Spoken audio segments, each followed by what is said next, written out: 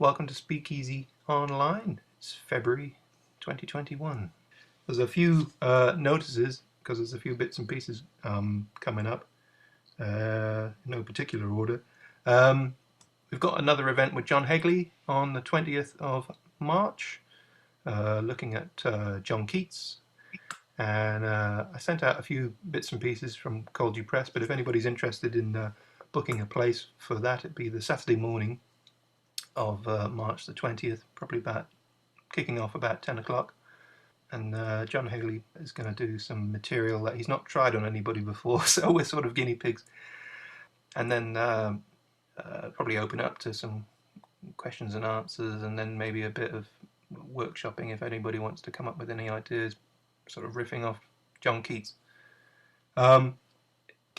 It's a free event because he's not charging us anything, so if you guys are up for coming along, it'd be lovely to get as many people along to that to support the event. And yeah, I'll leave that with you. If you are interested, just give us a shout and email colddew-press@outlook.com, and we can put your name on the list, and we'll email out a login closer to the event.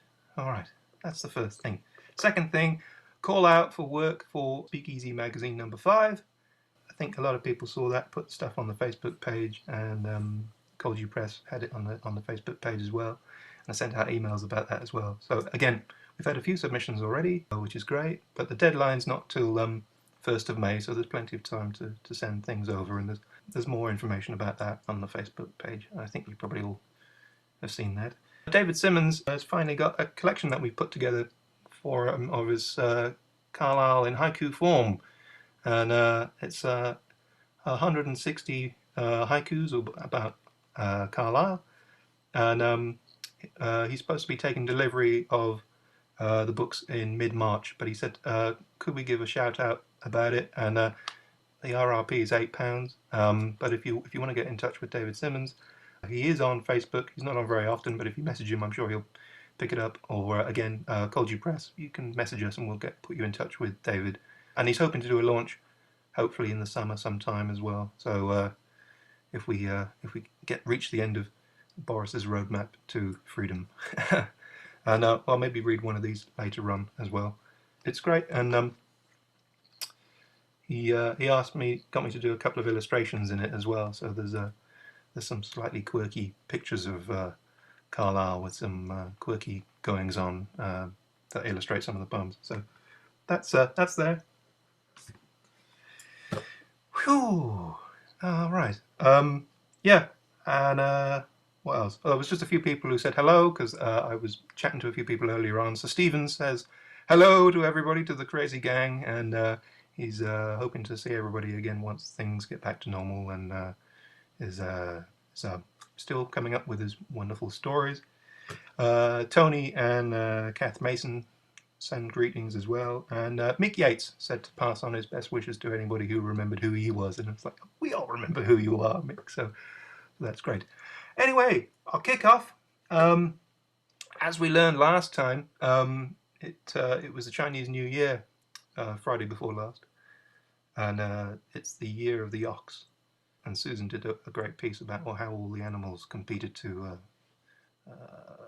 be which year. And I was doing a little workshop with Helen, who was here last month from Heathlands, and the little group were coming up with ideas based around the Chinese New Year. And this is a little poem based around all the words that we sort of did a little brainstorming session first of all. And this is Chinese New Year 2021. I saw the panda dreaming of Chinese dancing in the sun. The panda spent all day cooking. Her friend, the dragon, was visiting that evening to celebrate the new year. They shared some noodles before having a nighttime stroll. They scoffed spring rolls under the pagoda. They looked up to the moon, lit a paper lantern they brought along, and watched the little box float up into the sky.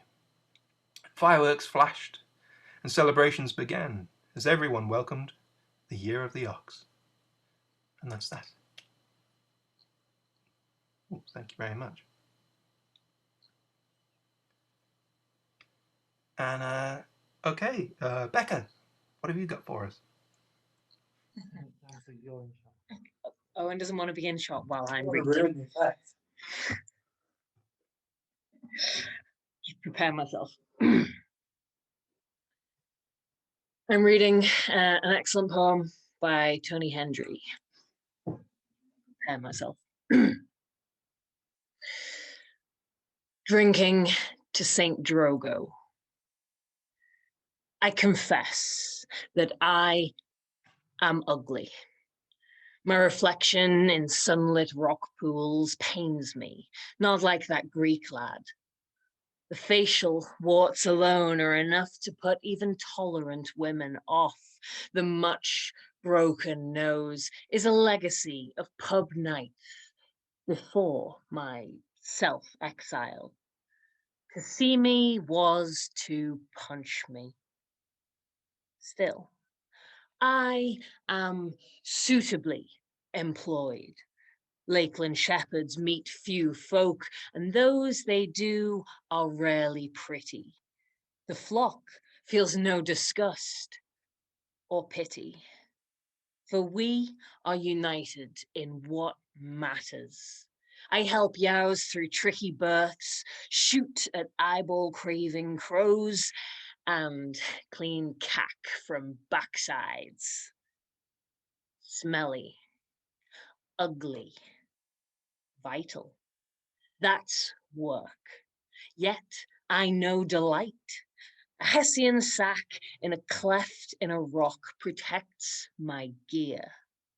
Stove, grinder, best Arabica, Blue Mountain, say, with water from a fellside beck. I raise a chipped mug to the sky and drink to St. Drogo. That's the man for me. Patron saint of shepherds, coffee and the ugly. A Flemish penitent and pilgrim, 6 years as a shepherd, 40 as an anchorite. But why?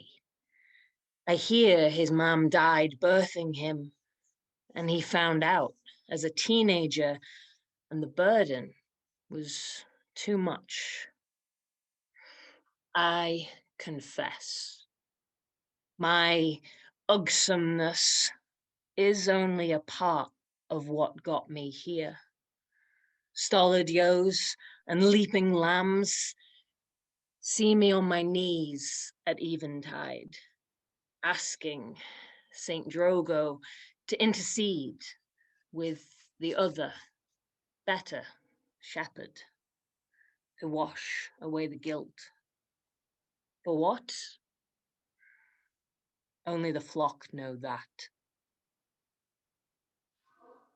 Thank you.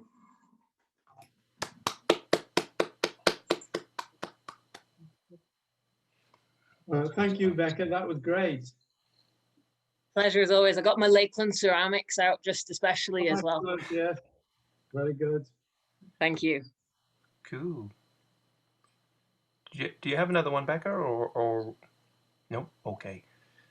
Fantastic stuff. Tony, then. What have you got for us? Right.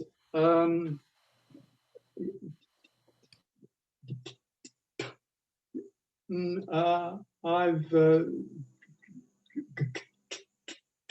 got a poem called On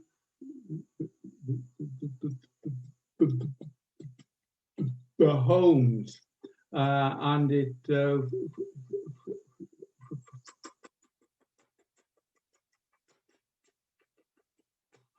each is an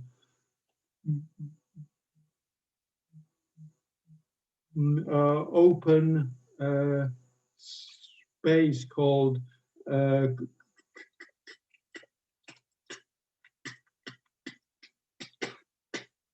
Ummersdale Homes, which plenty of people will know of. It is on the other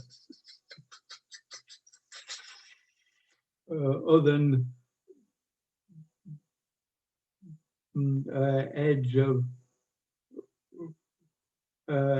of Carlisle, just by the Caldew.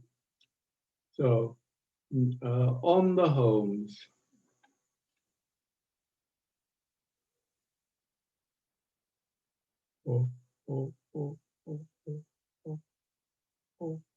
This time,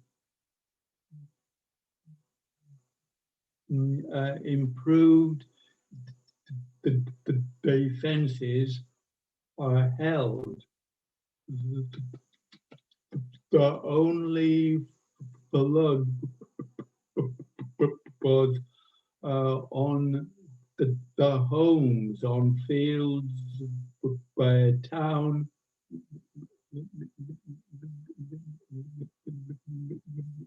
makes country. And it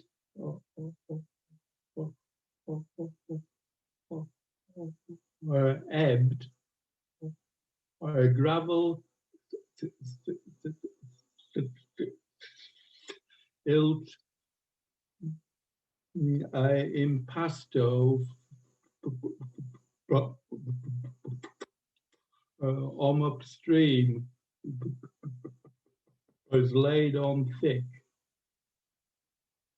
Add and subtract more riverbank of rich red soil was washed to sea. The same as ever, the homes is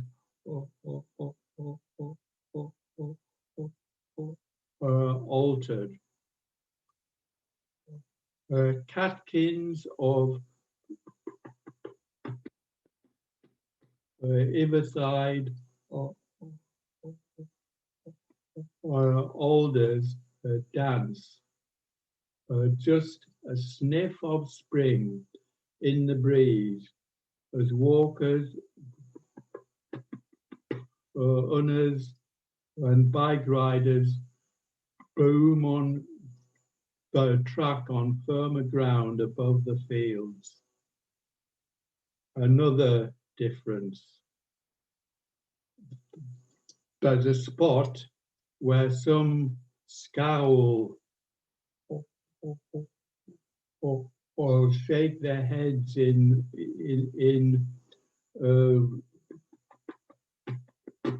resignation. Look at this. Some people, henge was built with civic pride. A circle of 6 wave-shaped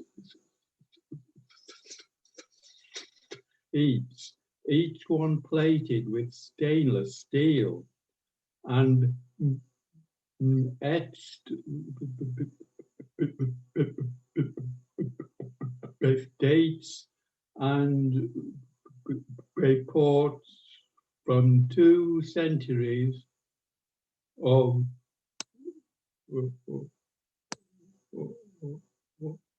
great floods which the town folk offered and survived.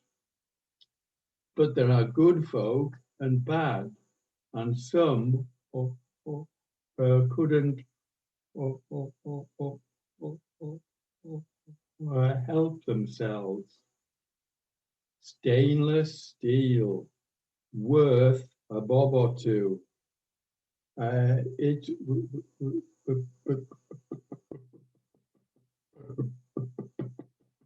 was houked off, stolen,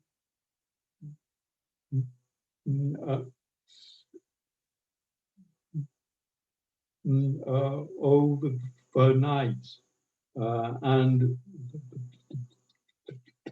the home henge is spoilt. Yet, as ever, the makers will prevail, for building brings out over breaking, as it rhymes with our better selves. The town's improved defense is held, a sniff of spring in the breeze. That's it, thank you.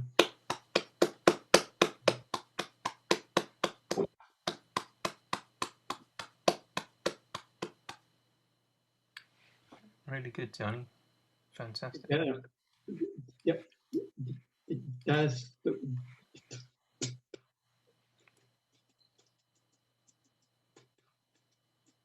that actually took place about 2 or 3 years ago, but I went back to the poem quite recently and improved it, I hope, anyway. Well, it was good, man. Really good. Thank you very much. Okay, Juliet. Hello. Hello. I've been really struggling to write anything lockdowny or COVID related until this week, and then 3 have come at once. So, but I went on the workshop, so we had a bit of a prompt that helped. I think you'll spot the prompt when I say it. Okay. When all this is over, we will go prospecting for gold and sieve nuggets from the riverbed near a rush town in Alaska. You will forget your frugal nature, and I will stop darning socks. We will lavish each other with gifts. Our dogs will stop barking at the fence. Packages will arrive that are easy to open, containing items that match their pictures. We will visit your distant relatives. When all this is over, the annoying little ticks we've discovered about each other will disappear. I won't find myself yearning for time alone. We will restart our anniversaries, and you will buy me a hair slide or flowers or a ring that fits. Of course we'll travel, just like you always say. And I will renew my passport. We will go prospecting for gold near a rush town in Alaska and lavish each other with gifts.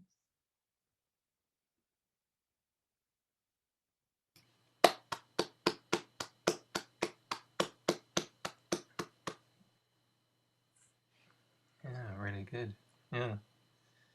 When all this is over. When all this is over. Yeah. Yeah, something to look forward to. Do you have another one? I do. I was going to do it in the second half, if that's all right. Oh, well, I was going to bunch everyone together so you could do it now, if that's all right. Okay. If you're, it's here. Go ahead. Okay.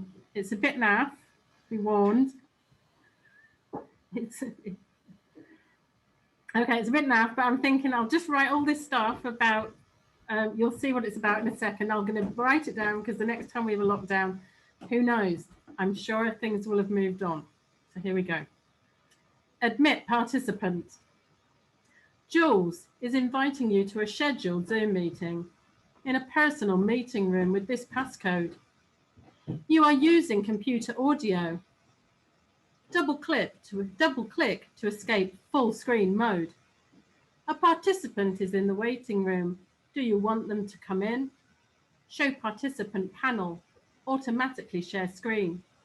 Start video. Mute audio for everyone except the hosts. Raise lower hand. Stop screen sharing. Hide windows and applications that are available to share. Pause screen sharing. Resume recording. Switch camera. Open the invite window and begin remote control. Reboot. Use dual monitors and automatically copy the invite link. Suppress background noise, where low equals faint background noises, medium equals computer fan or pen taps, and high equals typing or dog barking. Ask me to confirm when I leave. Select reaction, select skin tone, thumbs up, leave meeting, end meeting for all.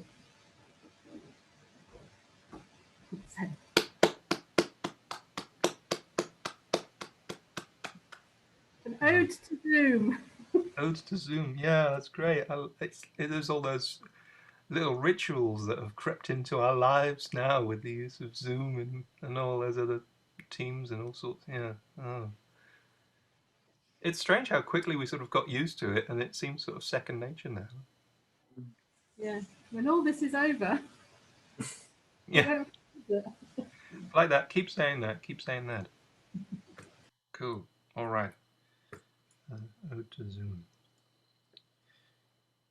Zoom's telling me we've got about 4.5 minutes, so I know it's Connor next. Do you think that'll be enough time, Connor, or do you want me to stop and we can all sign back in again and you have more time? Maybe best to sign back in, then I might have more time. Okie dokie. Well, okay.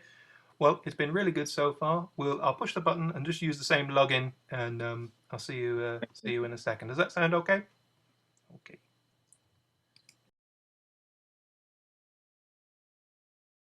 Yeah, the cool kids that come back really quickly. Yeah, the copy and paste brigade. Yeah. Shooting, well dressed. That was brilliant that you did a poem all about the rituals of doing the Zoom sign in, then we all had to do the Zoom sign in. Brilliant. Good. Yeah, I really like the rhythm of your reading of it. Yeah, it's almost like a found poem, that. I mean, it's brilliant. I loved it. Oh yeah. I kind of tried to have a rat around and see what kind of words came up and then bang them all in. Yeah, that's a good one. Did you see that I'd shared a thing in the chat, which is obviously gone now, about the launch of the Norman Nicholson thing? Yeah, do you want to tell us more about that now, or do you want to wait till everybody's back? There's not really much else to tell other than what I wrote down. But yeah, if anybody wants any further information, I've got the email address they can email to. But otherwise, it's not a read around like this. It's a launch of the book. So it's the poets who are in it who are reading it, and anyone who wants to come along will be merely listening. I don't know, there might be a chance to do stuff, but I'm not running it, so I don't know. I would suggest emailing and finding out. There's a long list of us. What's that? There's a long list. I know there is, isn't there? Yes. So it's like a hefty speakeasy length of people reading. Grueling. A grueling speakeasy. And I'm right at the end. I've got to remain until the very end, alert and eager and everything. So yes, because obviously Mike is one of the esteemed poets, and Martin Halsell, who is another Coldy Press author, is on the list as well. Yeah. So yeah, so if anybody wants to come along, you're just sitting in your house, but you know what I mean. That was the ID thing in the chat that I put up. But if anybody had any questions about it, the email address is bookmillpressuk, which is all one word, small letters, @gmail.com. And the so date? they will have more information. The date, which I put in the thing just before, is Wednesday, March the 3rd, and 7 p.m. is the time. So yes, if anybody wants to go to it to listen to about 20 poets or something reading out 2 poems each, all about lockdown, it'd be, you know, you'd be a fool to miss it. Good, good, good. Now that's the 3rd of March. Please, can I be really lazy and ask, could you like post the meeting link thing in the SpeakEasy group? Would that be okay? I Or guess is it- so, because they've said that anyone can come to it. So I guess it's not a private thing. Like, you know, we don't post out the SpeakEasy login, Yeah. just in case randomers should stumble upon it. Oh But yeah. she said, it's, we can The more invite the merrier, people. she said. Yeah, so yeah, I could post it on SpeakEasy or Cold You Press or something like that, and I guess that's okay. Yeah. Thank you. If not, or if you change your mind, don't worry. I'll give you a prod and get it off you. No, I mean it's fine, but I'm just worried about it. It's not going to be a security thing, is it? Because she did say to invite folk, didn't she, Mike? So Yeah, absolutely. They I want suppose as many put- as they can get, I think, yeah. So I suppose putting it on SpeakEasy is fine. Yeah.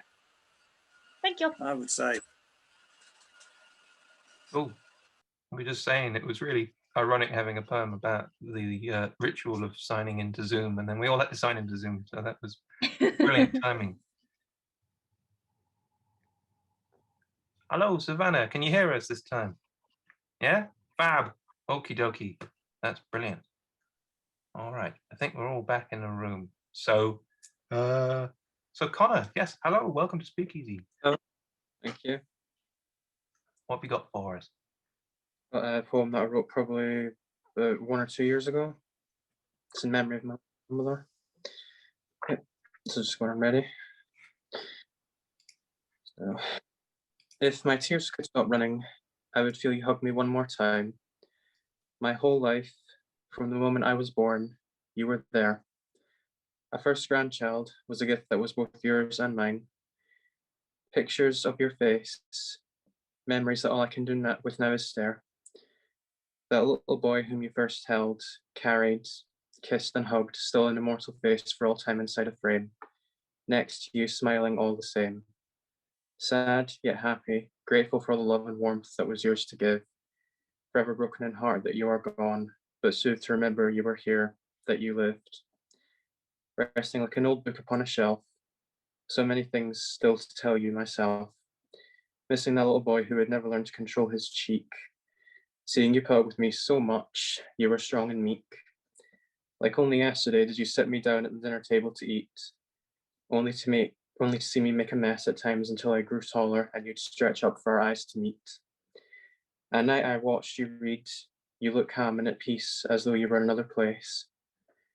Hearing you wake me up in the morning for school, I remember it was like a race. We used to walk together on a long path that never ended. Part of life is growing up and knowing what time we had that was lended. The more and more time that passed, the older I got, the taller I grew. I never wanted to change. Wear a different face, stop being a little boy in a superhero costume with an imagination or parts of life that each had its end and range. Smiling every day that I saw you, your smile, your disappointment, anger, worries. Every year that passed, you were always there, and I must have said a lot of stories. Every memory, every picture wishing I could only relive those moments. It wouldn't hurt to see you again in your own raiments, if only. The bond we shared was ours alone. The love you gave, only you were capable. From now until the end, it remains unbreakable. A bond that you had from years far back. Now all I want is for you to rest beside your mum and dad. In memoriam, the pain will heal, only knowing that you are peaceful and still can feel. To you, my grandmother, like no other, I was more than your grandson and you were my second mother. From birth to now and forever, another mother's love.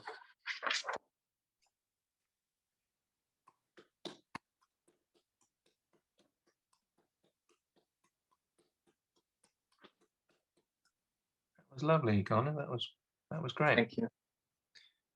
Thank you very much for sharing that. Do you have another? Would you like to share another poem if you've got one? Yeah, I've got another one. It's a bit of the same. It's another one from my grandmother, yeah. Okay. Can I just start? Okay. How do you know what's in your future? A lifetime of love and loss, To lose your mother, time can be no such wound's suture. Watching that face change and the hair become a white candy floss. In the wake of it all, family is our only comfort. Mother and father, so kind and so pure. To never meet them, see their faces, their daughter's the embodiment of them, you can be sure. Remembering and teaching her own children to tie their laces, to be an orphan but a mother of 3. Raising her own legacy, her tears run dry. Time watches her as she ages and her little ones grow. As the future heirs, there may be a lot of trouble on the rye. Little ones are now grown, she no longer needs to sew. Watching them go out into the world and further her legacy. Grandchildren are born with pride as they see her smile. Every cry being made and soothed by her gentle, warm embrace. More little ones grow up and keep her happy for a while. Many long hours spent with her, memories we can trace. How can she be so loving and pure? Bedtime stories, home-cooked dinners, her sweet kiss, forever frozen in the frame of a picture. Many memories that her family will miss. No two souls are the same. Her family legacy is one big mixture, forever bonded by blood, but most importantly, love. When time came for her mother, the feeling of loss swept her over. Still she had her father. His time was still near. Chairs at the table saw so many others replace them for dinner. Before long, her own time was nigh. Her last breath was her blessing. Her children and grandchildren's hearts forever broken. Still the rest of the time only keeps them guessing. To see her sleeping at peace, never to be awoken. Forever reunited with her own mother and father. Feeling their arms hold her again. To be at their side and feel their love. Perhaps walking with them in one big garden. Her family left, for now, can only be brave. And remember her for what she has left them, her mother's legacy.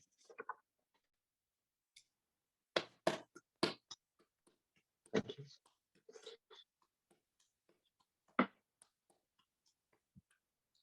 Really good. Thanks very much, Connor. Thanks for sharing those. Really good stuff. Thank you. Okay. Roz, what have you got for us? Right. I'm afraid I'm going to have to lower the tone. I've got silly, and sillier with me tonight. Anyway, I thought I'd start with this afternoon. And it was sort of like supposed to be a haiku thing like Kelly did, but I don't think the haiku's standalone, so it's probably not very good really, but still, I enjoyed doing it. Road closed, diversion, across open moorland, following sat-nav along snaking narrow roads on a pitch black night. On a pitch black night, car headlights cast long shadows. They can trick your mind. Creatures appear unnatural with bright glowing eyes shining out from the darkness. There are demon sheep. So I must follow this route, road closed, diversion. And that was that one, I'm afraid. Which I'm sure it could have been good if somebody else had managed to do it. That was great. And then this is the one I was going to finish with the other night when my internet booked out. And it's very silly, but it's quite fun, I think. It's called Cows in Spring. It's a gloriously sunny day, and you know spring has sprung because you smell the cow dung when the muck spreaders come out to play. But the cows have to stay in their shed since the fields are all boggy and the grass far too soggy, so they eat hay and silage instead. Until late spring when they are set free, and through the field they run, mooing and having fun while lifting up their tails to pee. Resplendent in brown and white coats, they ruminate so their udders hang low and supply all the local milk floats. Take their milk, but it's a true sinner who can look them in the eye, eat a steak and kidney pie, and sit down for a roast beef dinner.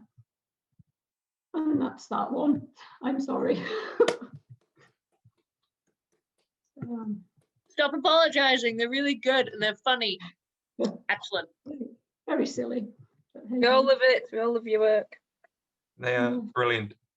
Right. You can have more if you want, but I think I'll wait to keep them for next time. Okay. Thanks, Ros. Those were lovely. Oh, brilliant. Okay, Kevin, hello. Hi, can you hear me all right? We can. How are you? Right, I just want to say that I'm just going to find myself. Yeah, I'm here. My sister died 2 days ago in Canada, and Oh, I'm sorry, Kevin. yeah, she was 91, but she died in hospital quite suddenly, actually, although she'd been ill. It was quite a shock to me and other members of my family. So I thought, what can I put together? Not put together, I didn't write anything, I couldn't write anything. But I got one called Loss, another one which probably I might not read yet, but I did find 2 years ago when I visited my sister, which I have done several times in the last 8 years. I wrote this one, and it was inspired by my sister, Eileen, and it's called Landing. And maybe I should read that one first, because the other one's a bit more kind of deep and heavy, I suppose. But there are other ones, because I wrote quite a lot of poems on the plane coming back from Toronto. And yeah, they're quite interesting, because I've only been really writing poems for the last 2 years, probably a little bit longer now. So it was quite interesting journey, if you like, because I think there was nothing else to do, because I couldn't read my paper because of my poor eyesight. Anyway, they're all short ones, and I'll try and read them without too much. Yeah, okay. Landing. We've landed, Auntie. You asleep? Don't get left. The snow, it's deep. Not like home, it's here to stay. Mark my words, they'll close the doors and you'll be crying night and day. I'm told there are wolves, old wives' tale. Snowcats, bobcats, tomcats, what the hell? All the same, makes no sense. Not my world. Sorry, not my word. No, my world. Can't you see? So hurry up, it's time for tea. That's my one on the landing. There are some other ones which I never thought about it, but it'd be quite nice to do them in the next one, which is to do with one poem's to do with the museum in Toronto, the Royal Ontario Museum, and it was quite an interesting place to visit. This is Loss. It's not about my sister, it's about loss. But there are elements, if you like. Withered empires, institutions, dust and clay. Riverbeds make patterns, waiting for the rain. Putrefaction, lesser gods hang their heads in shame, waiting for the sun to rise. Mortal they remain. Building blocks, a synthesis, promises not made. Follow forms so rare, shaped as one would see them, if they could but live again. Bring me to my senses, make me bear the pain of loss. Let them live again. That's that one. There's another one if you want me to add on, because we're in the last session, right? Sure, go for it. I wouldn't mind reading this one because I've never read it before, and it is a different thing, but there are things going on in the world you'll identify with.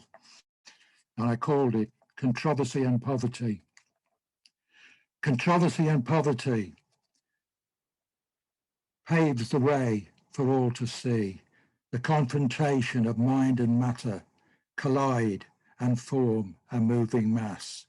A constant stream of changing worlds, transporting, suffering endless streams.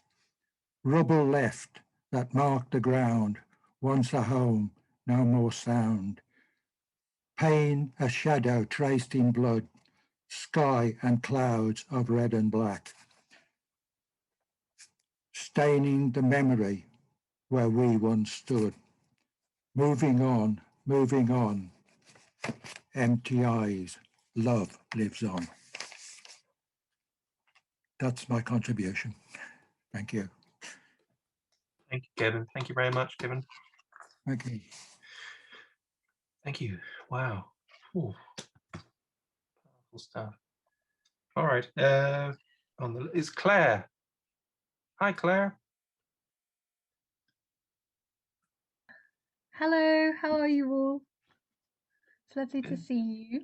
I totally forgot you were filming, Phil, so please excuse the wet hair and the Olaf t-shirts. Yeah, how do I follow up? They were amazing, thank you. The poem I've got is one that I'm working on, so any feedback, anything would be appreciative.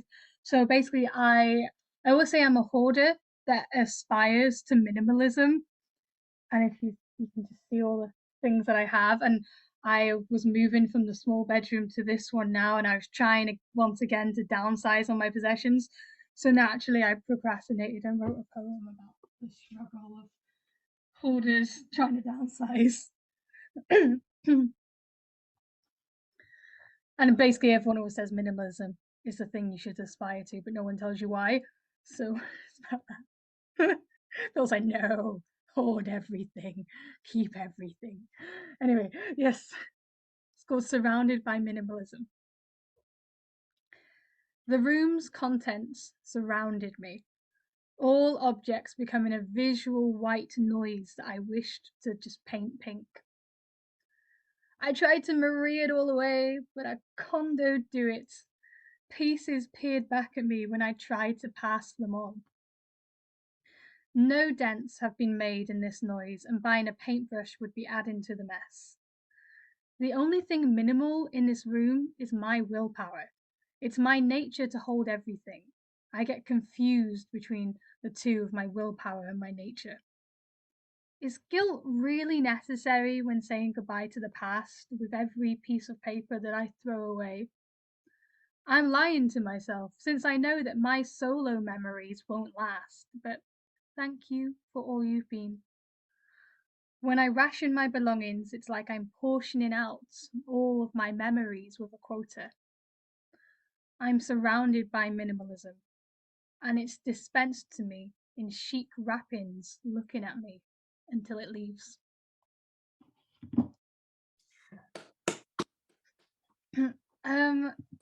So yes, that's a work in progress, but thank you. The Swedish term umlaut. Oh, is that the one where you have to keep one thing? No, that's worse. But I've got another poem to read you that's not mine. It's Emily Dickinson, and I just thought it was fitting. But obviously, I would read hers after mine because I'm not full. But it's called To March.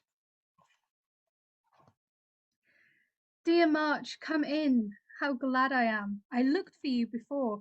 Put down your hat. You must have walked. How out of breath you are. Dear March, how are you? And the rest? Did you leave nature well? Oh, March, come right upstairs with me. I have so much to tell. I got your letter and the birds. The maples never knew that you were coming.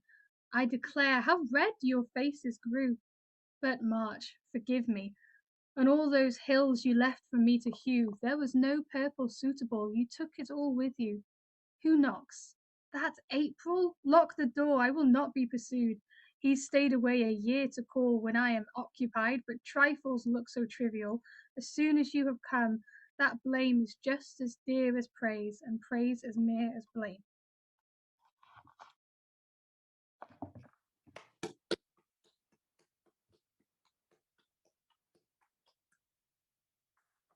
Excellent stuff. Thanks, Claire. Okay, James.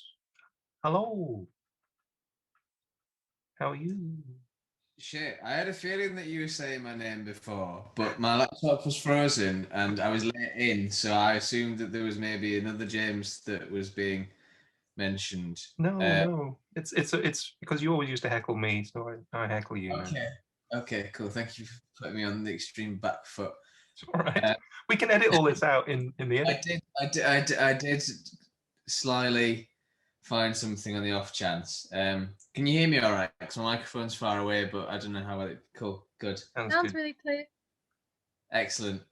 This is vaguely about living in weird coronavirus times. And it's like this. Tedious Armageddon unfolds at a pace we lose interest in quickly. Nothing explodes, and when it does, it's far away for unsexy reasons, fueled by negligence, not a negligee in sight. And the supervolcanoes look like they might just be ordinary bespectacled reporter volcanoes after all. Nuclear war has been cleared off the mantle. Who knows if it might come back in a later act, or if it was just careless writing. That's it. Thank you. Mute, I go again.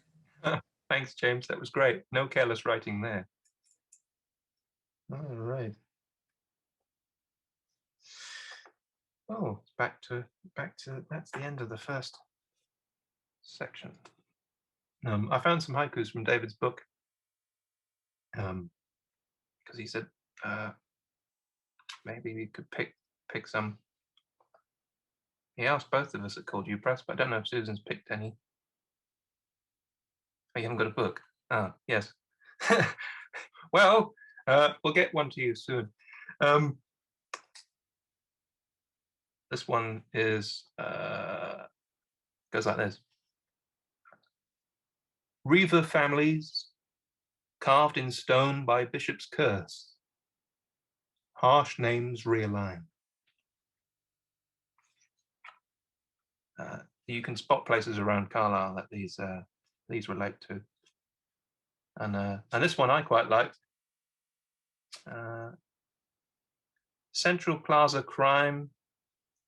Honest Crown took all rooms, then left without paying. I like that one. Cool. So yeah, Carlisle and haiku form first impressions should be available from David mid-March. So get your orders in now. All right. Are we all right? That first half was good. Yeah, cool. All right. Beautiful. Thanks very much.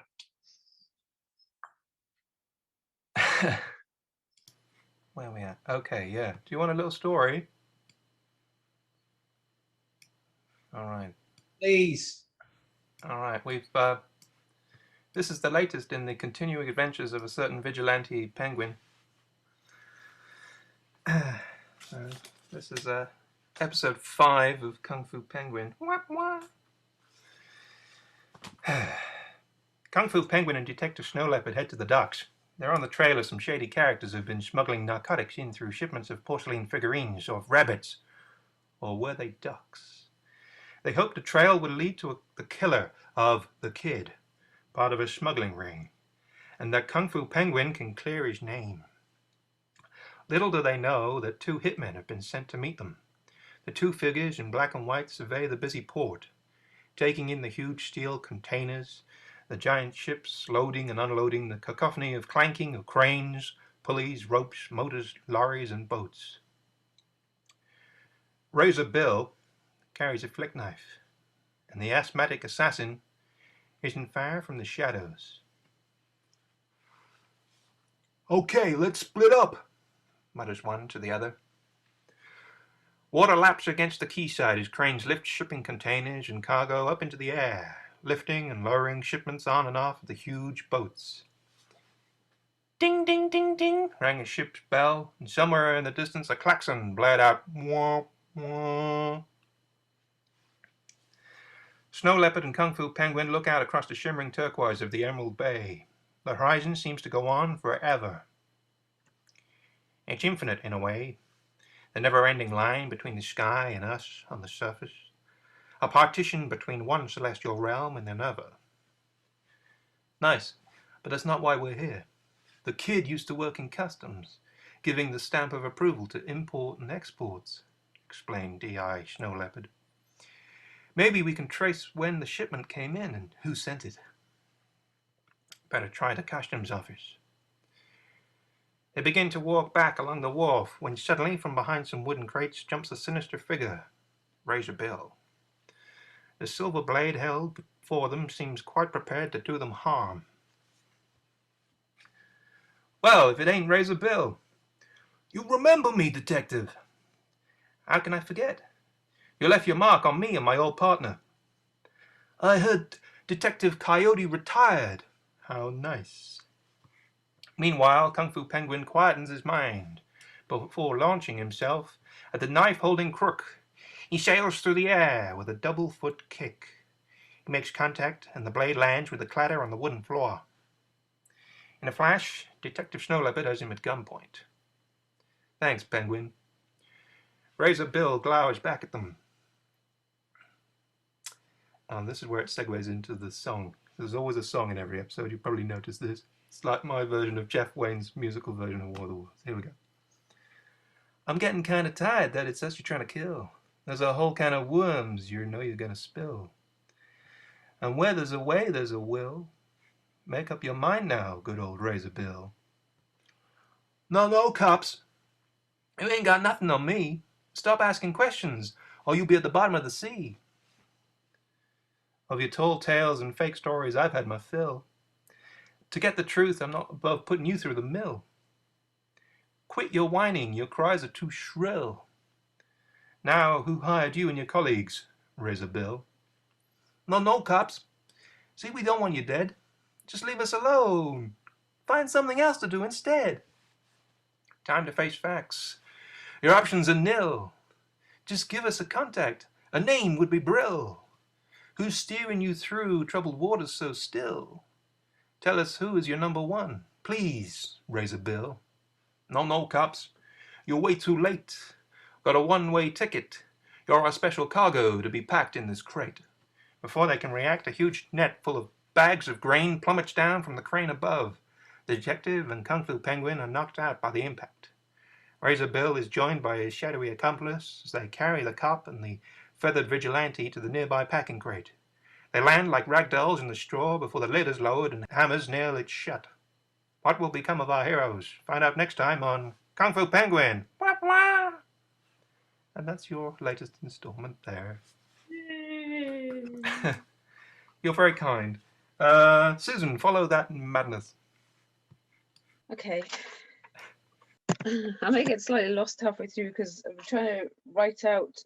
You know when you find a poem, you think, oh, I remember that, and then you can't actually read it because you're writing. There's just like all over the place.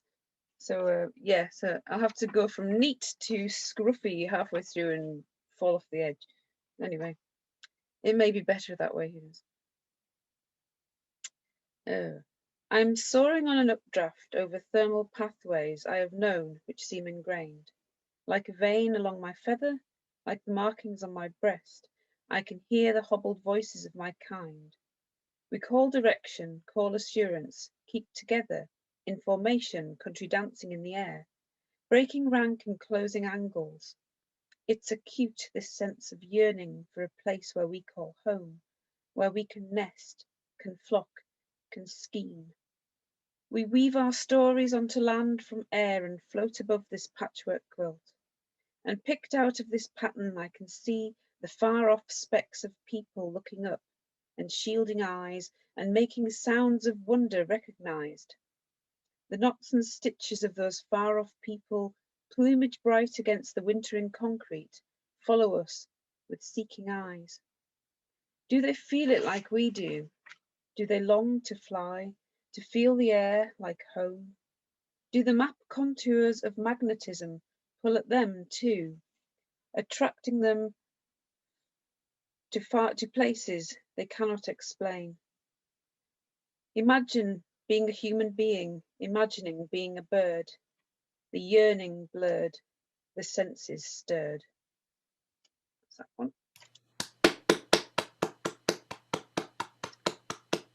I have one more. We're okay for time. Where are we? This is about a year ago that I first wrote this because it's for the Gosling Psych site, which I was writer in residence, which proved to be not in residence but at a distance for the last year. So this was the first poem I wrote for them about a year ago. This land is a gift, and in the present I am welly booted, plashing through the sodden ground, which holds the secret the land will yet unwrap. In this parcel of land we will find the words which may have once been hidden, tease out from curling leaf, or see reflected in a raindrop, the truth and worth that we possess. This land is yet to shine, as under lowering clouds the rain buds on scribbled branches. But we are patient, we can wait. The gift is yet to present itself, the warmth of spring within a heartbeat, a footprint. This land is a gift. And I probably won't be able to come back to the next session because I've got to get up super early tomorrow for work, but thank you. No worries. Thank you. Good value as ever. Brilliant. Okay, we've got about 4 minutes. Savannah, is that enough time, or do you want me to push the button so we can? I think that should be enough time because I've got twin poems that are like very short. Cool. So one is set in the lakes and one is set in some mountains that were near Rome that I went to. So Troutbeck yesterday. There are no horizons, no sun falling into the ground. A switch from blue, orange, purple to black. The city of the lakes long forgotten. As we tucked away among fells could only view just that. And then Tivoli, Augusto. Beyond the horizon to the southwest lay Roma. We could not forget, from the view of the balcony, the great city we had just left, where the wind from the drop blew the loose hair up, and the gardens with fountains made up the entire hillside. Though we did not stay for the sunset, this was so late in the year, we imagined the shadows on the hillside and dozed on the train. Thank you. Thank you. I'm going to put myself on mute now. Oh, that was great. Really fantastic. Thank you. For that. Really evocative of both our local landscapes and in Rome. I don't know what you're talking about, clutter, Claire. That's not clutter. That looks very well organised. Oh, I'm hiding it well. I'm very strategically sat right now. It's not really clutter. It's just volume. Volume is the issue. And that's my excess books. And then that's my bookshelf. But there's 2 rows of books on each shelf. So there's another row behind them, and then there's books on top. That's efficient, but annoying. I know, I need another bookshelf, really. Yeah. Working a bookcase did not help my book hoarding whatsoever, because I would just come home with the stock. We were wondering how many books we had in the house, so I counted them and did it as a challenge on Facebook. So I just posted the prize to the person who got closest. So I counted all the books, so that includes fiction and non-fiction, cookery books, climbing guides, all of it. 1,613. Oh my goodness. Is that all? I know. Well, it's a weird one of looking at them. I was guessing less. I was guessing like 800 or 900. He guessed over 1,000. I would have guessed just over 1,000. It's Or up, like- but there's a shelf there, and there's a shelf there, and a shelf there, and there's 3 shelves and some stacks, and then 2 more shelves and some more shelves, and then the bedside piles. Yeah, I've got a little pile on the coffee table, and you just end up like having every other space is just another space to put the books. Yeah. And, like, it's a problem. No, it's I not. don't want to get rid of any of them though. I love them all. I've tried to, like, when it comes to like popular fiction and stuff, I've started like trying to get rid of them after I read them and trying to like lend them to other people. But when it comes to like, I've got like textbooks and like poetry and like classic books and stuff, I'm like, I want to keep Do. And it's the kind of thing that you can just squidge into spaces. Like, if you get to the point where you're like, I really need another shelf for my Fabergé eggs, then you've gone too far with collecting. But books, you can share them and give them and stack them and box them, and it's And they have fine. multiple uses. You know, if you don't want to buy a couch, just use your books. If you've got 1,600. They've got 12. They have 12 books. Well, care what you say, James. And No, if you that's- find a book that's like really, really horrible, you can turn it into a hedgehog. Hey. Oh. This was a book about a kitten that got abandoned, and it was so horrible. I had to destroy it. What are you, Sharky and George? Crime busters of the sea. It up a little bit. We've been ourselves for so long now. The lockdown's going well then. Do you call each other Sharky and George now? I don't speak anymore. We've said everything. Which one? Who's Sharky and who's George? You know what? I hadn't fully thought it through. I don't even know So what it is, so you could say whatever You've you got want. until the end of SpeakEasy. I remember. I never think I've ever seen it. it's like an aquatic Ren and Stimpy. Oh, it's a real thing. Yeah, it was a kid's cartoon. I thought you were just being kooky. Oh, thanks. Don't know if Sharky and Okay. In my head, Owen was George because he looks more like George Best than you. and he does have an alcohol problem. Oh boy, can he kick a football? I really can't. Cool. All right. Well, we'll carry on where we left off, shall we? I think Mike has got some stuff to share with us. Over to you, Mike. I haven't got a poem, but I've got a very short story. Is that any good? That would be fantastic.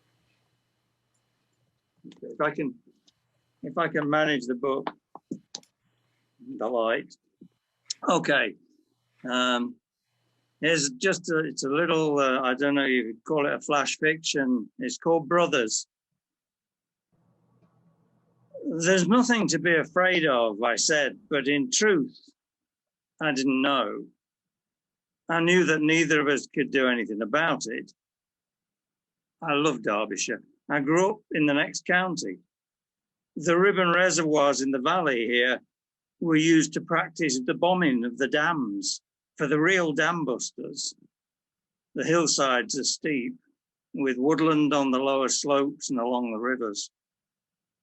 The rivers have fast-flowing stretches between dark pools where big fish lie up. An uncle of mine used to take me fishing here. He fly fished for trout. I coarse fished for roach and perch and pike. Nobody was fishing here that day. It sounded like thunder, but it wasn't. When I was a kid, the only gunfire you heard was in war films. There were a lot of those when I was a kid. Most of them were fictional, but even the documentaries sounded the same. The kids these days, they've seen and heard it all on TV. Well, some of it. It sounded like thunder, except that we couldn't see any lightning. I wondered if when it got dark, we'd see flashes too. I wondered if we moved off the road, away from the car and climbed the hill a little, if we might see smoke. I smiled at him again and hugged him a little closer. Can you walk further? I said. He looked up shyly at me and said, all right. Is there anything you'd like out of the car? I asked. He shook his head. We won't be able to come back, I said. We plodded on, the road steepening, the hillside closing in, the valley narrowing. You could hear water cascading over rocks and falls beneath the trees, as if it too were trying to escape, except, of course, it was heading back towards the town. When we get across, I said, meaning the pass, it'll be okay. There wasn't any other traffic. They must have closed the road. I wasn't sure who was trying to capture the town or why, or who was trying to defend it. Both sides, I suppose, were driven by fear. At least the people trying to get into the town were behind us now, and the chances of those coming out of the town were less. Should that be fewer? Such distinctions don't matter anymore, I suppose. The sun was up by the time we abandoned the car. I should have checked the petrol, but what difference would it have made? I found the kid trudging along. He'd been told not to accept lifts from strangers. I said, I don't think that counts now. I could see he was working it out. We need to go, I said. I think I would have left him. After storms, the rivers fill, dark with detritus, black soil of the peat hags, fine grit of the black stone. We'll be able to tell people one day, I said, that we were the last out of the city. But of course, only on that particular day. Others would try later. Above the trees, the land was bare, the stream narrow, nearing its source. There were barricades reflecting sunlight at the top of the pass. We'd felt quite safe on our own. I like to think that if there had been other cars, someone would have picked us up. At the checkpoint, they asked me to read out a statement. I was halfway through before I realized they were listening for my accent. Luckily, I'd lived most of my adult life in the north. The territorial said, "Who's the little fella? I can see he's not your brother." There you go. That's good. Thank you. Great stuff, Mike. Thanks very much. And I understand you've got a book of short stories coming together here. Yeah, I've just done this one. It's a big fat beast. It's got 100 stories in it. Wow. They were the stories that I put up during the first lockdown. I put one story up a day for 100 days, mostly unpublished. Some had been in competitions, and one or two had been. Well, towards the end, I started to put old favourites in, just for the hell of it. Sort of a bit soppy, really, but there you go. But about 90 of them are unpublished. Yeah, so that was my little. I called it my Boccaccio project, because in the plague of 1340 or something, Boccaccio set his 100 stories. So in the book, I've put them in groups of 10. His were in sort of, I think it took place over 10 days. If you've never read it, it's a great read. The stories in Boccaccio are great. But I just thought I've got to do something similar, seeing as we were in a plague situation. That's enough from me. Fantastic. So yeah, is it gonna? How much is that going to be then?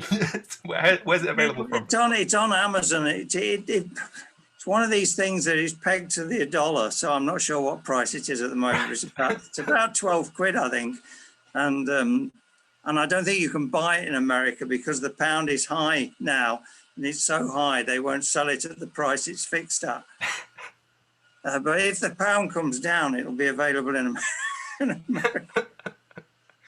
It's got one or two. It's got one or two typos in it. It did have one on the back cover at one point, but I've corrected that. I've corrected about half of the ones inside, but I can't be bothered to correct the others.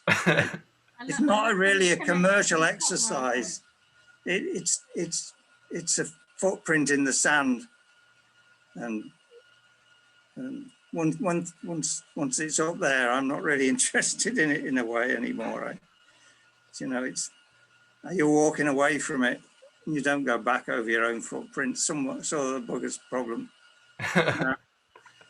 It's a great relief. Well, there we are. Brindley Hallam Dennis on Amazon. Previously, it's because they're all old stories. I called it previously. So. Fantastic. Previously. Cool. There we go. We got plugs for all sorts tonight. Great. Okie dokie. Val, have you got something for us, Val? Yeah, have. Cool. It's been a long couple of months in lockdown, so this is called Lockdown Blues. I'm feeling quite flat, not one bit inspired. My body's lethargic, my brain needs rewired. I've spent too much time in the house on my own, and my passion for life seems to have flown. I'm buried in a book, curled up on a chair. I've got things to do, but I don't really care. I'd like to refine the enthusiasm I lack, feel positive again, get my energy back. I hope things pick up in the months ahead, because I need recharged. My batteries are dead. That's that.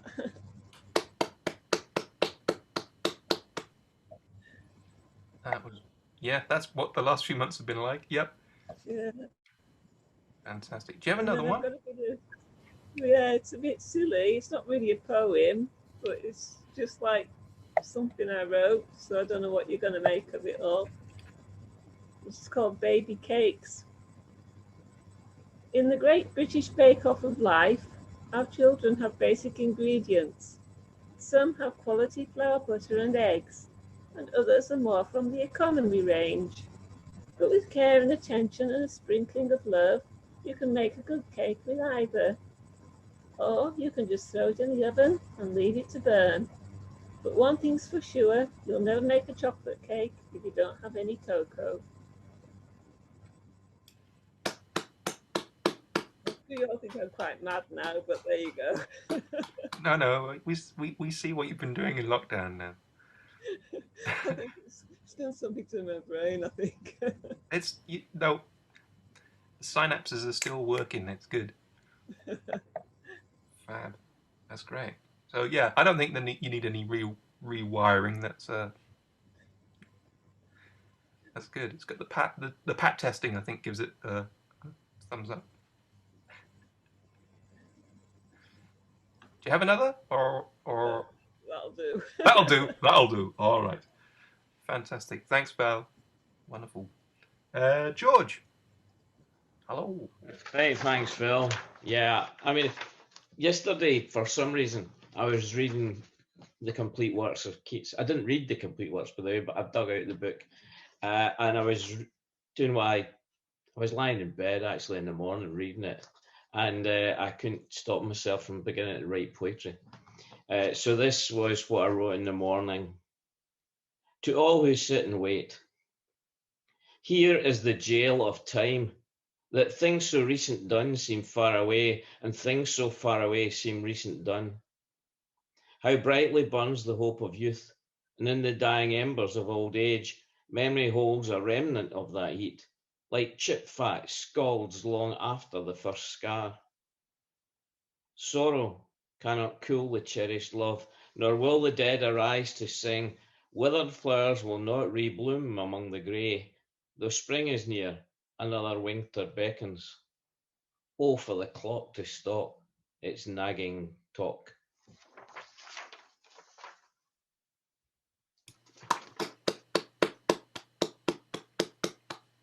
So having written that in the morning, I actually put it on Facebook, and then I was talking to someone and they mentioned something, so I couldn't resist. I went back to it again at night.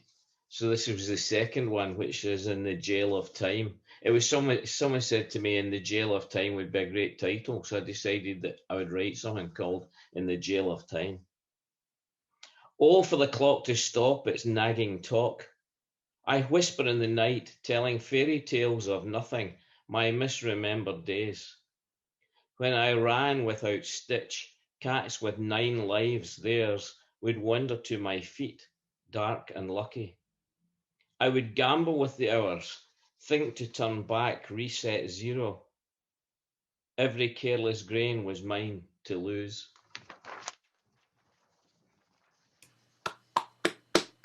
Brilliant.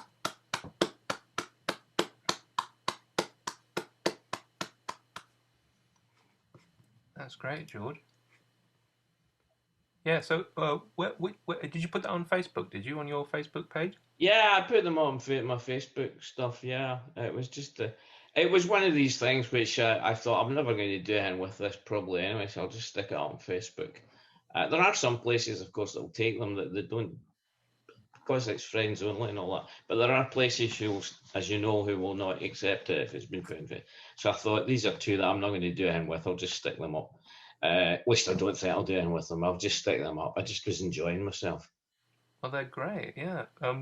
Because of the Keats connection, you hang on to them. We come along to the John Hegley thing, and yeah, I'll have a look at that. I don't know if you find this. The problem at the moment is now that I've got used to using like Zoom, you find you could just about spend your whole life sitting in the settee in front of the computer because there's things all over Britain where people are telling you about them, and I go, "Oh, that sounds really good," and then you realise you can't do them all because there's about 8 at the same hour. yeah. So another person who sent their apologies for not being here tonight, Josephine Diggins, and she's sort of triple booked tonight because she's at 2 poetry festivals. And so, Phil, can I throw a quick one in? If I might? Go for it. Yeah. Yeah. Okay. When I was looking for something else, I came across this, and I just love the concept of it, and it actually maybe ties in a wee bit with what Claire wrote. And it was just, I keep old hopes in a plastic bag. I keep old hopes in a plastic bag. Up in the attic where it is lost in cobwebs, spiders, years of dust, in the smell of sin and the scent of lust. Our hopes put by with time and care, a picture here, a letter there, now fading, dog-eared, worse of wear. Never visited, barely recalled, afraid to see how I have failed, the errors made, the treasures jailed. But they are mine forevermore, hidden away behind locked door, in fetid air on soiled floor. I keep old hopes in a plastic bag.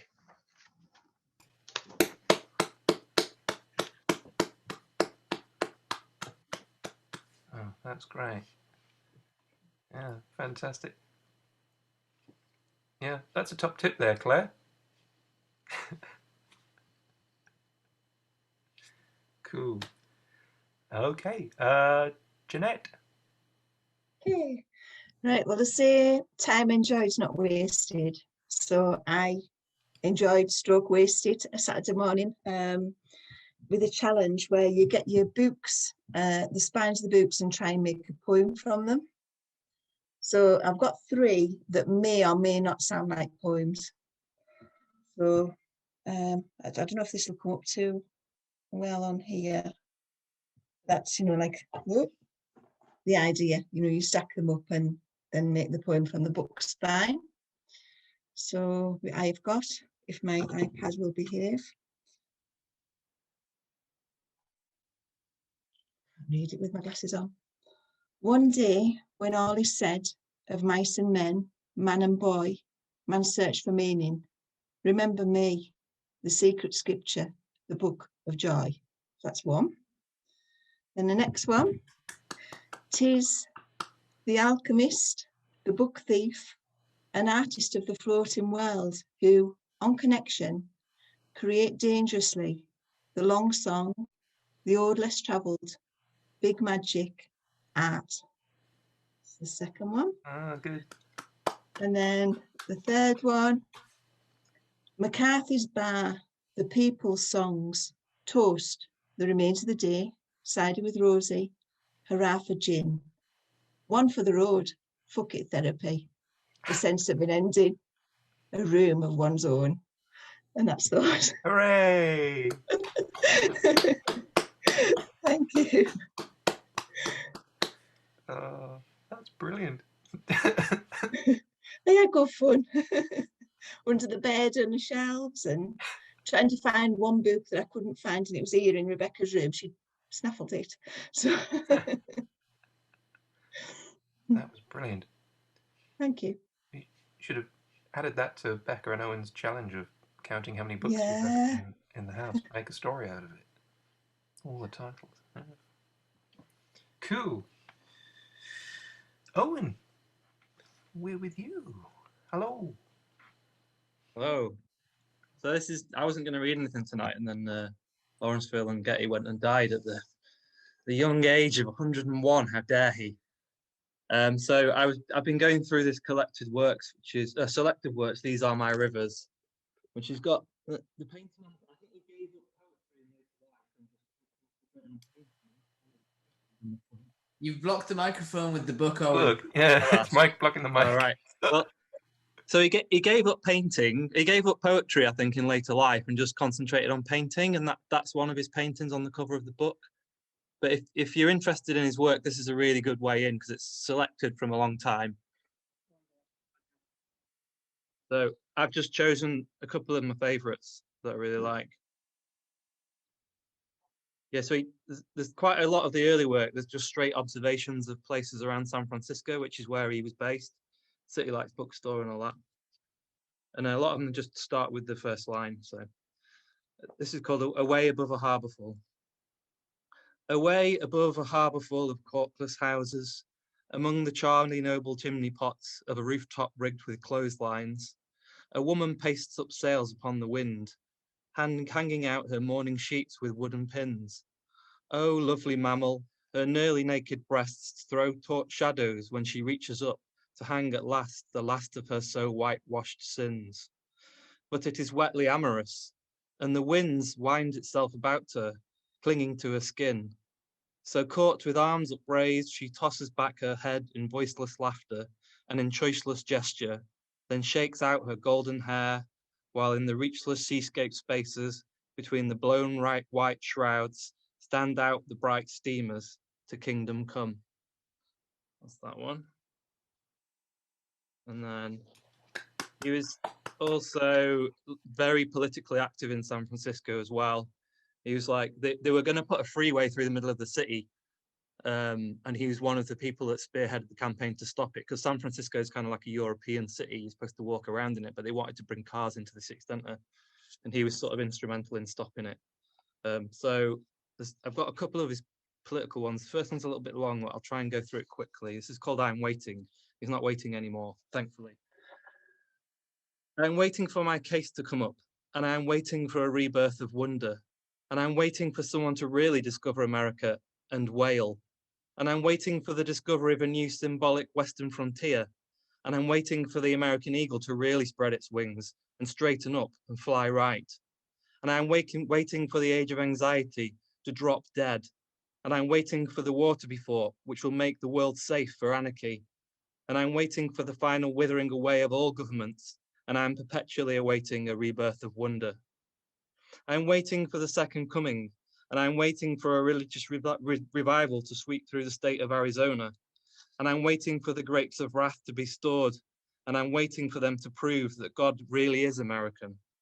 And I'm waiting to see God on television, piped onto church altars, if only then can find the right channel to tune in on. And I'm waiting for the Last Supper to be served again with a strange new appetizer, and I'm perpetually awaiting for a rebirth of wonder. I'm waiting for my number to be called, and I'm waiting for the Salvation Army to take over, and I'm waiting for the meek to be blessed and inherit the earth without taxes. And I'm waiting for forests and animals to reclaim the earth as theirs, and I'm waiting for a way to be devised to destroy all nationalisms without killing anybody. And I'm waiting for linnets and planets to fall like rain, and I'm waiting for lovers and weepers to lie down together in a new rebirth of wonder. And I am waiting for the great divide to be crossed, and I am anxiously waiting for the secret of eternal life to be discovered by an obscure general practitioner. And I'm waiting for the storms of life to be over. And I'm waiting to set sail for happiness. And I'm waiting for the reconstructed Mayflower to reach America with its picture story and TV rights sold in advance to the natives. And I'm waiting for the lost music to sound again and the lost continent in the new rebirth of wonder. I'm waiting for the day that maketh all things clear. And I'm awaiting retribution for what America did to Tom Sawyer. And I'm awaiting for Alice in Wonderland to retransmit to me her total dream of innocence. And I'm waiting for the child Roland to come to the final darkest tower. And I'm waiting for Aphrodite to grow live arms at a final disarmament conference in a new rebirth of wonder. I'm waiting to get some intimations of immortality by recollecting my early childhood. And I'm waiting for the green morning to come again. Youth's dumb green fields come back again. And I'm waiting for some strains of unpremeditated art to shake my typewriter. And I'm waiting to write the great indelible poem. And I'm waiting for the last long careless rapture.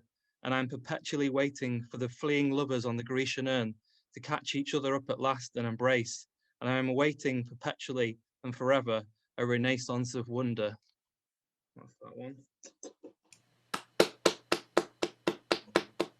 I'll just do one more. He really liked dogs as well, but so he wrote this poem called Dog, which is about a dog, but it's also really political. Dog. The dog trots freely in the street and sees reality, and the things he sees are bigger than himself, and the things he sees are his reality. Drunks in doorways, moons on trees. The dog trots freely through the street, and the things he sees are smaller than himself.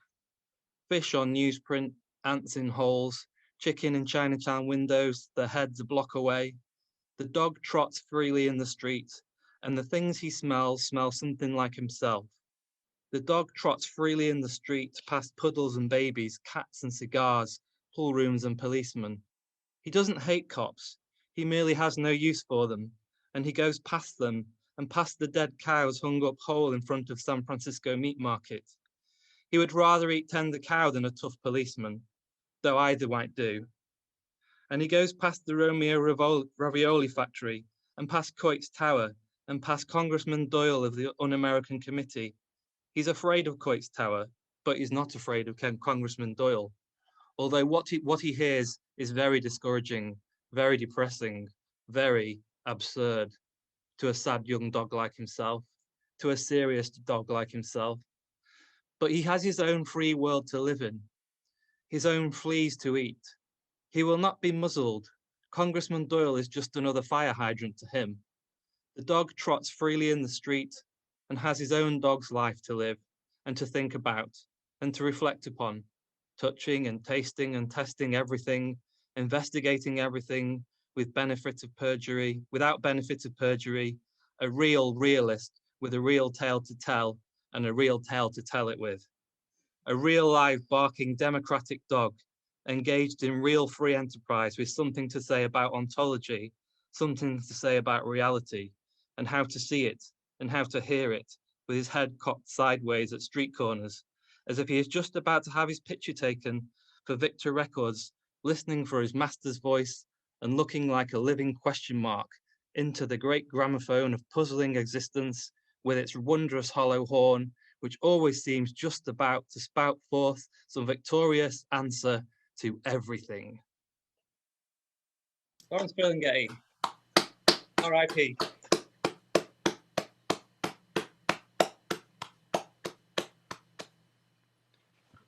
Brilliant stuff, and really well read there, Owen. That was great stuff. Thanks for. It's easier when you love them. Yeah. Oh, it's great. Thanks so much. It's good. No worries. Good that we included that. Cool. All right. Back to me. The other day, NASA launched the probe to Mars. I think the Chinese had sent a probe a couple of weeks ago. Well, I think it's taken about 6 months or something to get there, but there was a probe from China that arrived about a fortnight ago, and one from the United Arab Emirates. I think it's getting quite crowded up there on Mars with all these different robots turning up. And yeah, I was doing another session with the Heathlands crew last week, and they were all quite excited about it. And this is what I came up with, based around the words we came up with Mars. This is the rocket to Mars. The sequence counts down before the rocket's engine fires up in a smoky eruption. The expedition gets underway as the probe sets out to explore the red planet on a quest for life. The rocket flies to the fourth rock from the sun. We enter orbit like the cow that jumped over the moon. We approach this mysterious planet in space. We hope to answer questions. Will we discover Mars is sweet? Perhaps beneath the Martian dust we'll find a layer of marzipan. To find traces of life on Mars would be a giant leap for humankind. And if there's life in acid clouds on Venus, what do? We'd look at this planetary neighborhood anew. No longer one small step for man, but Venusian and Martian too. And there you are. Thank you very much. And that brings us to the end of another Speakeasy Online. Give yourselves a round of applause, everybody who read. Everybody who listened. Everybody who left before the end. Everybody who stayed to the very bitter end, which was much appreciated. One clap for setting up the Zoom meeting. Oh, was that for me? Oh, thank you. You're very kind. Hey, Philip. Let's do one big clap for all the essential workers and people keeping us safe, and people working in the hospital and everything. They're doing great work during lockdown. And yeah, thank you very much for joining in. It's been brilliant stuff. And yeah, again, check out Facebook for all those events and various things I was prattling on about it before. And if you want to join in for any of those things, give us a shout. It'd be great to have everybody involved. So yeah, it's been really good. All right, stay safe. We'll do this again next month, and there's Poets Out Loud in I think it's the 10th of March as well, so I can fire that out to people. So yeah, okay. Bye, folks. Get home safe. Bye, Love you all. Bye. Thank you. Take care. Great stuff, everybody. Bye. Bye. Bye.